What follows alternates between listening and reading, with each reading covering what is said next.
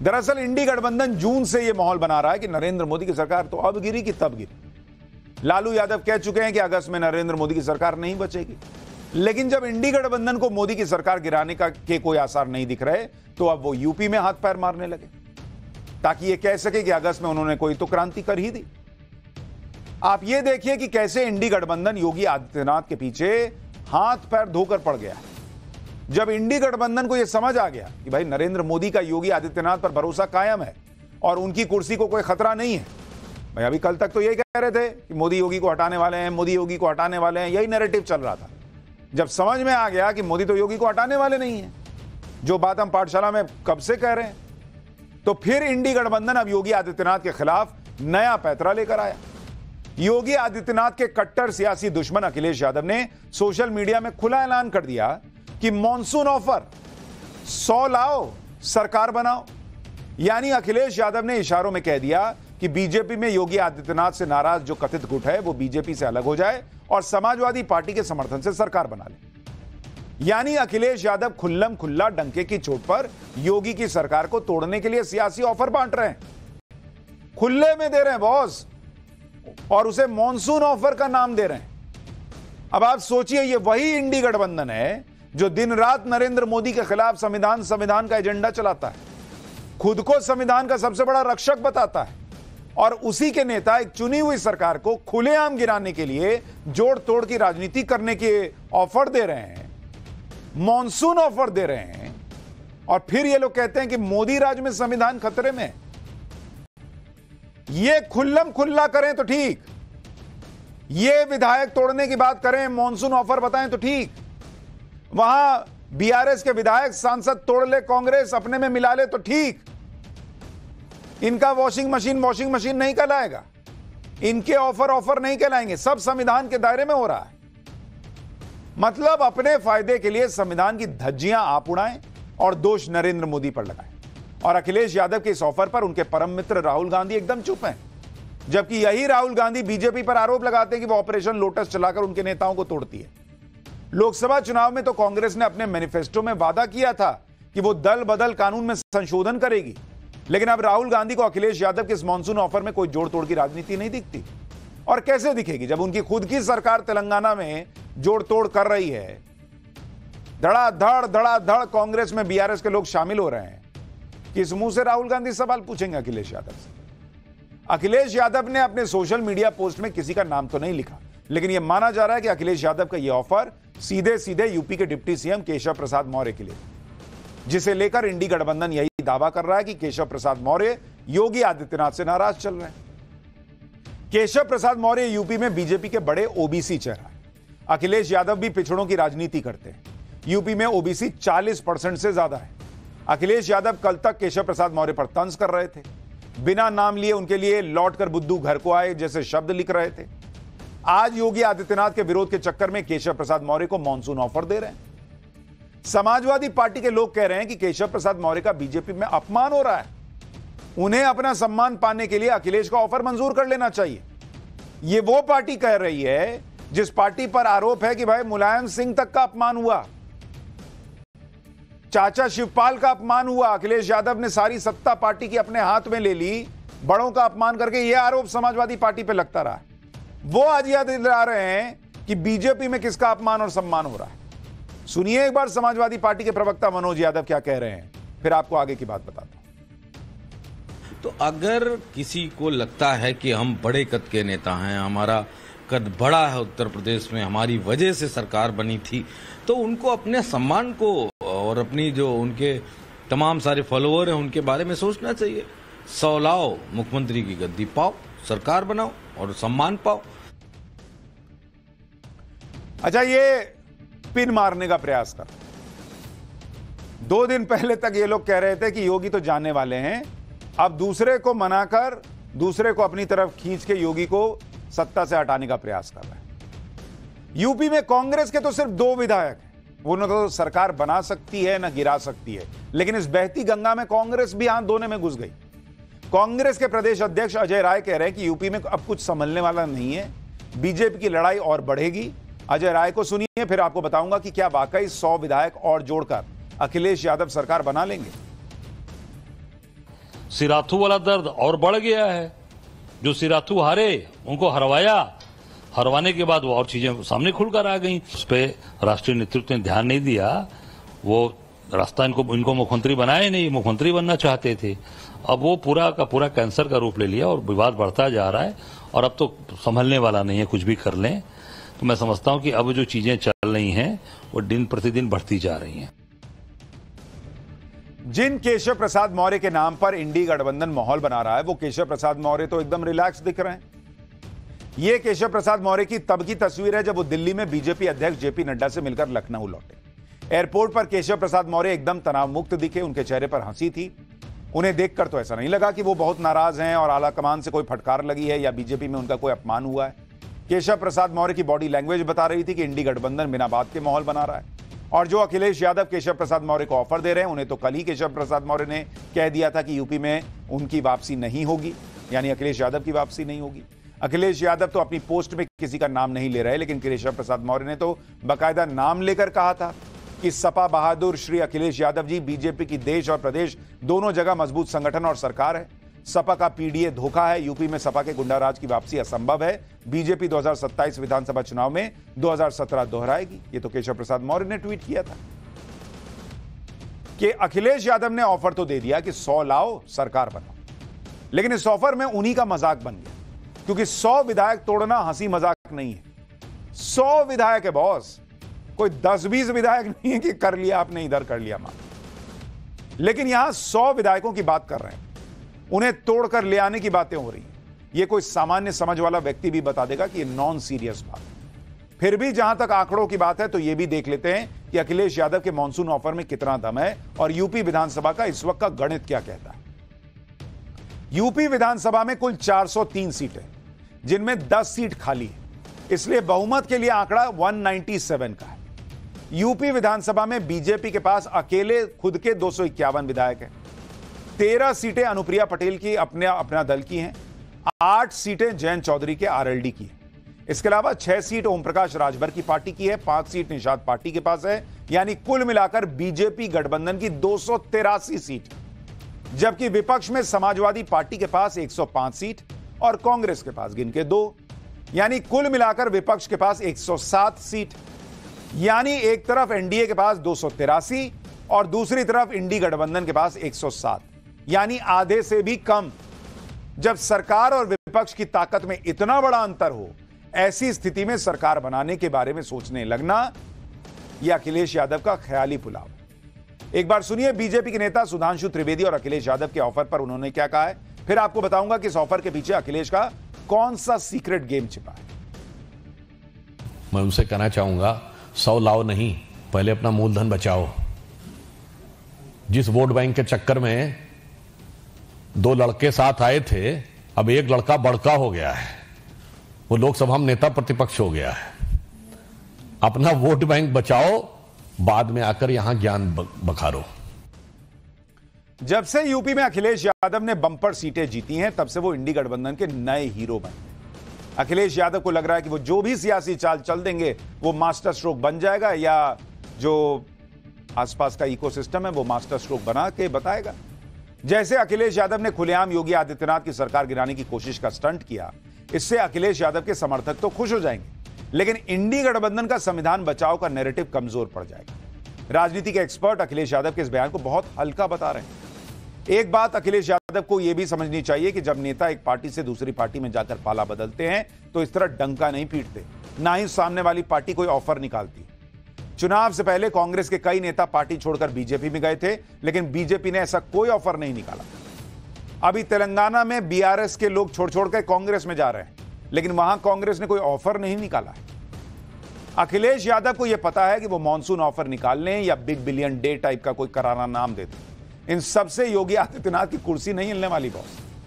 हो सकता है स्टंटबाजी के पीछे उपचुनाव को लेकर अखिलेश यादव की घबराहट हो, क्योंकि जिस तरह से यूपी को लेकर नरेंद्र मोदी खुद एक्टिव हैं, जिस तरह से उपचुनाव को लेकर योगी आदित्यनाथ ने मोर्चा संभाला हुआ है, उससे यूपी में इंडी गठबंधन में हलचल है। उपचुनाव के लिए योगी आदित्यनाथ को फ्री हैंड मिला हुआ है, वो अपनी टीम चुन रहे हैं और 10 की 10 सीटें जीतने का टारगेट लेकर चल रहे हैं। इन सबसे अखिलेश यादव और इंडी गठबंधन के कैंप में खलबली मचना तय है। और शायद इसलिए अब ऐसी खबरें आ रही हैं कि यूपी का उपचुनाव भी कांग्रेस और समाजवादी पार्टी मिलकर लड़ेगी। सूत्रों के हवाले से खबर यह आ रही है कि समाजवादी पार्टी 7 सीट पर और कांग्रेस 3 सीट पर उपचुनाव लड़ेगी। हालांकि उपचुनाव की 10 में से एक भी सीट कांग्रेस के पास नहीं है, लेकिन यहां 7-3 का खेला होगा, ऐसा सूत्र दावा कर रहे हैं। 21 जुलाई को कांग्रेस ने लखनऊ में उन जिला अध्यक्षों की बैठक बुलाई जिनके जिलों में विधानसभा चुनाव होने। यानी ये सारी सियासी स्टंटबाजी के पीछे यूपी का उपचुनाव है, जिसे जीतकर इंडी गठबंधन लोकसभा चुनाव में मिली हार के दर्द को कुछ कम करना चाहे। लोकसभा चुनाव में तो इंडी गठबंधन नरेंद्र मोदी को सियासी लड़ाई में नहीं हरा पाया, लेकिन क्या नरेंद्र मोदी के खिलाफ इस लड़ाई को कई नेता अब इतना पर्सनल ले जा चुके हैं कि जाने अनजाने नरेंद्र मोदी की जान को खतरे में डाल रहे हैं? क्या नरेंद्र मोदी पर ट्रंप जैसे हमले की स्क्रिप्ट लिखी जा रही है? यह पूरी खबर आपको बताने वाला हूं। उससे पहले नरेंद्र मोदी की अभी अभी जो ताजा तस्वीरें आई हैं वो आपको दिखा देता हूं। नरेंद्र मोदी आज बीजेपी दफ्तर में कार्यकर्ताओं से मिले हैं। वैसे तो प्रधानमंत्री मोदी बीजेपी कार्यकर्ताओं से मिलते रहते हैं, लेकिन यह बैठक बहुत खास है क्योंकि यह मुलाकात ऐसे वक्त में हो रही है जब लोकसभा चुनाव को लेकर समीक्षा में यह बातें निकल कर आई हैं कि कई राज्यों में बीजेपी कार्यकर्ता निराश था। वो वोटर को बूथ तक नहीं लेकर आया, वो चुनाव में सक्रिय नहीं हुआ। और हमने आपको कल ही बताया था कि लोकसभा चुनाव को लेकर मिल रहे फीडबैक के आधार पर नरेंद्र मोदी अब खुद एक्टिव हो गए, खुद सारी रिपोर्ट ले रहे हैं। खुद यूपी अध्यक्ष से उन्होंने मुलाकात की थी घंटे भर। कल अमित शाह से उनकी 2 घंटे मुलाकात चली और आज कार्यकर्ताओं से मिलकर नरेंद्र मोदी ने बीजेपी में नया जोश भरने की कोशिश की। नरेंद्र मोदी ने मैसेज दिया कि जो कमी उन्हें दिख रही है उसे वो ठीक करने में लगे हैं। कार्यकर्ताओं को निराश होने की कोई जरूरत नहीं। अच्छा, पहले एक दौर था कि नरेंद्र मोदी जो है वो लगातार कहा जाता था कि रात में कार्यकर्ताओं से, नेताओं से बैठ के फोन पे बात करते थे, फीडबैक लेते थे। फिर काम की व्यस्तता वगैरह वगैरह की वजह से ये थोड़ा कम हुआ, लेकिन अब शायद वो चीजें दोबारा से होने वाली। नरेंद्र मोदी को कार्यकर्ताओं के प्रति अपना लगाव जो वो दिखा रहे हैं, लेकिन उनके खिलाफ विपक्ष नफरत की ऐसी राजनीति कर रहा है जिससे पीएम मोदी की जान को भी खतरा हो सकता है। इसलिए यह सवाल उठ रहे हैं कि क्या नरेंद्र मोदी के खिलाफ भी विपक्ष के नेता अपने समर्थकों को इस हद तक भड़का रहे हैं कि वो नरेंद्र मोदी पर ऐसा हमला करने की सोचें या कोशिश करें जैसा अमेरिका में डोनाल्ड ट्रंप पे हुआ। यह सवाल उठ रहा है। डोनाल्ड ट्रंप पर हमले के पीछे की एक वजह यह बताई जा रही है कि वहां की राजनीति बहुत कट्टर हो गई और चुनाव में जीत हार को अब जिंदगी और मौत का सवाल बना दिया गया। और ऐसी कट्टरता भारत की राजनीति में भी नरेंद्र मोदी के खिलाफ दिखती रही है, क्योंकि अक्सर यही होता आया है कि चुनाव में नेता जितना भी एक दूसरे को बुरा भला कहें, लेकिन एक दूसरे के खिलाफ हिंसा को नहीं भड़काया गया, ना ही हिंसा को जस्टिफाई किया गया। और चुनाव जीतने के बाद हारने वाले नेता जीतने वाले को कम से कम बधाई तो दे ही देते थे, एक मैसेज तो कर ही देते थे। लेकिन अब यह परंपरा भी टूट गई। नरेंद्र मोदी के खिलाफ सियासी लड़ाई को इंडी गठबंधन इतना पर्सनल ले चुका है कि नरेंद्र मोदी को प्रधानमंत्री बनने पर इंडी के बड़े नेताओं ने बधाई तक नहीं दी थी। भाई, ममता बनर्जी के लिए यह दावा किया गया कि जब नरेंद्र मोदी शपथ ले रहे थे वो अपने घर में अंधेरा करके बैठ गई थी। मतलब आप सोचिए कि किसी नेता से इस लेवल की नफरत क्यों। और यह फिर सवाल उठता है कि यह नफरत कहां जाकर रुकेगी। इसलिए नरेंद्र मोदी को लेकर यह डर पैदा होने लगा है लोगों के अंदर कि कहीं इस सियासी लड़ाई में उनकी जान को खतरा ना हो। आज बीजेपी ने प्रेस कॉन्फ्रेंस कर खुलकर कहा कि विपक्ष नरेंद्र मोदी के खिलाफ लोगों को उकसा रहा है, उनके खिलाफ मौत और हिंसा जैसे शब्दों का इस्तेमाल हो रहा है और यह बहुत खतरनाक है। सुनिए बीजेपी नेता सुधांशु त्रिवेदी ने आज क्या कहा है, फिर राहुल गांधी के वो बयान सुनाऊंगा जिसमें वो लोगों को नरेंद्र मोदी को लेकर क्या कह रहे थे। आप सुनेंगे तो खुद ही सब याद आ जाएगा। एक दुखद परंतु चिंताजनक बात यह है कि प्रधानमंत्री श्री नरेंद्र मोदी जी के विरुद्ध इस प्रकार के शब्दों का प्रयोग, और मैं साफ शब्दों में कहूंगा हिंसा के लिए उकसाने वाली भाषा निरंतर प्रयोग की जा रही है। अभी आपको ध्यान हो, कांग्रेस के नेता प्रतिपक्ष राहुल गांधी जी ने चुनाव प्रचार के दौरान पिछले वर्ष कई बार अपमानजनक शैली में मोदी जी के लिए मारना, डंडे मारना इत्यादि शब्दों का प्रयोग किया। यहां तक उन्होंने बोला कि अगर काफिले पे कुछ फेंका गया तो कुछ और फेंका जा सकता है, यानी फेंका जाना डर के समाप्त होने का प्रतीक है। इसका मतलब कि किसी भी नेता के काफिले के ऊपर कुछ भी होना चाहिए। जब तक अमेरिका के पूर्व राष्ट्रपति डोनाल्ड ट्रंप पर जानलेवा हमला नहीं हुआ था, तब तो कोई सोच भी नहीं सकता था कि किसी रैली में उन पर ऐसा हमला हो सकता है। भाई लोगों को ये लगता था कि ठीक है पॉलिटिक्स है, बोल रहे हैं एक दूसरे को, क्या है। इसीलिए अगर बीजेपी किसी पहले ही किसी तरह के डर को जता रही है तो ये विपक्ष को गंभीरता से लेना चाहिए। इंतजार नहीं करना चाहिए कि किसी के ऊपर कोई हमला हो जाए तब बात हो कि भाई अरे अरे वो तो गजब बोल दिए थे हम लोग, इसलिए वो तो नहीं हुआ।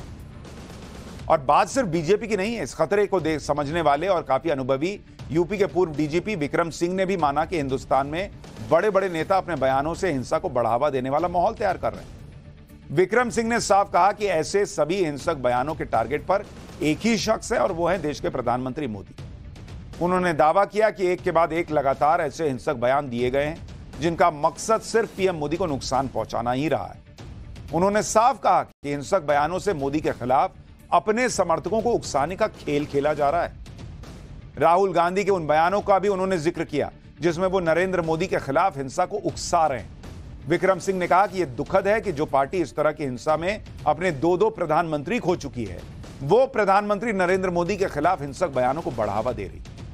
कांग्रेस ने इन घटनाओं से सबक नहीं लिया, उल्टे चुनाव में नरेंद्र मोदी के खिलाफ हिंसा भड़काने वाले बयान दिए। यह यूपी के पूर्व डीजीपी कह रहे हैं। नरेंद्र मोदी के खिलाफ मौत और हिंसा जैसे शब्दों की शुरुआत तो सबसे पहले सोनिया गांधी ने की, जब उन्होंने गुजरात का सीएम रहते हुए नरेंद्र मोदी को मौत का सौदागर कह दिया था, जब नरेंद्र मोदी गुजरात के सीएम। अब उनके बेटे राहुल गांधी हैं जो नरेंद्र मोदी के खिलाफ हिंसा को उकसाने वाले बयान दे रहे हैं। राहुल गांधी ने जून महीने में ही यह दावा किया था कि वाराणसी में नरेंद्र मोदी के काफिले पर चप्पल फेंकी गई थी और राहुल गांधी ने नरेंद्र मोदी पर इस तरह के हमले को यह कहकर एक तरह से जस्टिफाई किया था कि नरेंद्र मोदी के खिलाफ लोगों का डर खत्म हो गया। राहुल गांधी का वो बयान सुनिए, फिर आपको बताऊंगा कि राहुल गांधी और कितनी बड़ी बात नरेंद्र मोदी को लेकर कह चुके हैं, डंडा मारने के लिए कैसे उकसा चुके हैं। ये आपने देखा, पता नहीं देखा या नहीं, वाराणसी में वो चप्पल मार दी किसी ने। अब आप इमेजिन कीजिए, चुनाव से पहले अगर कोई मारना भी जाता था डरता, तो वो जो डर था वो गायब हो गया, खत्म हो गया। नरेंद्र मोदी का जो कॉन्सेप्ट था उसको ऑपोजिशन ने डिमोलिश कर दिया, खत्म कर दिया है। उसको आप 56 इंच की छाती कहें, उसको आप डर कहें, उसको आप मतलब जो बिग नरेंद्र मोदी जी की जो इमेज थी उसको फाड़ दिया हमने। सुन रहे हैं आप, ये लीडर ऑफ ऑपोजिशन है। प्रधानमंत्री के काफिले पर चप्पल फेंकी गई और वो उसका क्रेडिट ले रहे हैं एक तरीके से घुमा के कि भाई ये जो लोगों में डर था नरेंद्र मोदी को लेकर वो विपक्ष ने खत्म कर दिया। ये कोई बहुत अच्छी बात हुई है क्या कि जो चप्पल फेंका गया है? फिर तो कल को कोई हमला करने वाला होगा, उसके मन में भी आएगा कि ओ डर तो अब खत्म हो गया, अब कुछ भी किया जा सकता है। यही बात बीजेपी कह रही। इसी तरह राहुल गांधी ने साल 2020 में नरेंद्र मोदी के खिलाफ हिंसा को भड़काने के लिए भड़काया था और यह कहा था कि नरेंद्र मोदी घर से निकले तो देश के युवा उन पर हमला करें। आपको वो बयान याद दिलाता। ये जो नरेंद्र मोदी अभी भाषण दे रहा है, मैं आपको बता रहा हूं 6 महीने बाद, 7-8 महीने बाद ये घर से नहीं निकल पाएगा। हिंदुस्तान के युवा इसको ऐसा डंडा मारेंगे, इसको समझा देंगे कि हिंदुस्तान के युवा को रोजगार देने के बिना यह देश आगे नहीं बढ़ सकता है।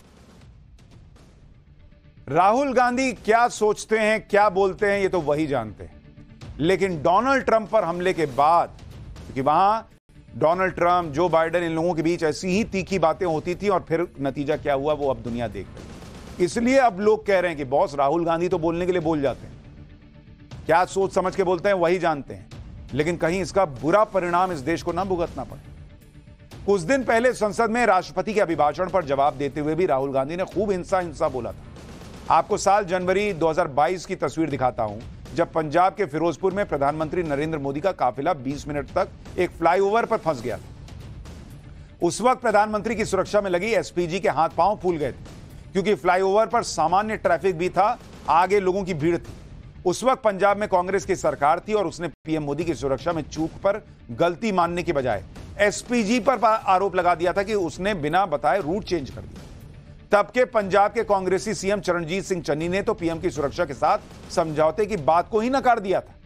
हालांकि इस मामले में बाद में फिरोजपुर के एसपी समेत कई अधिकारियों पर गाज गिरी थी। उस वक्त भी मैं पाठशाला में कांग्रेस से मैंने यह सवाल पूछा था कि जो व्यक्ति उस फ्लाईओवर पर फंसा है वो आपका सियासी दुश्मन बाद में है, देश का प्रधानमंत्री पहले है बॉस। लेकिन लगता है कि तब से लेकर अभी तक कांग्रेस में अप्रोच रहा है उसमें कोई सुधार नहीं हुआ है।